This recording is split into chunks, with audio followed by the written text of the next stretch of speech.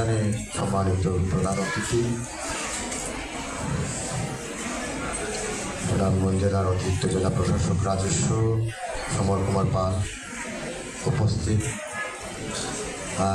বিশেষ অতিথি বাউল সম্রাট শাহ আব্দুল করিমের সুযোগ্য সন্তান নূরজালাল, মঞ্চে উপস্থিত আমাদের সুনামগঞ্জ জেলা বিএনপির সাবেক সহসভাপতি এবং বর্তমান সম্মানিত সদস্য রেজাউল হক, মঞ্চে উপস্থিত সুনামগঞ্জ জেলা জাসাসের সদস্য সচিব মোনাজির সুজন সহ কালচারাল অফিসার এবং আরও যারা এখানে উপস্থিত আছেন, বিশেষ অতিথি হিসাবে সবাইকে শুভেচ্ছা জানাচ্ছি। এবং সামনে যারা আজকে এই আয়োজনকে মুখরিত করে তুলেছেন, বিভিন্ন সংগঠনের সঙ্গীত শিল্পীরা এবং ওই পরিবারের সদস্যবৃন্দরা, সবাইকে অভিনন্দন।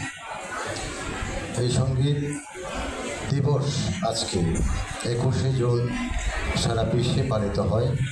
এবং এটা শুরু হয়েছিল 1982 সালে ফ্রান্স থেকে এবং পর্যায়ক্রমে 120টা পৃথিবীর 120টা দেশে এই উৎসব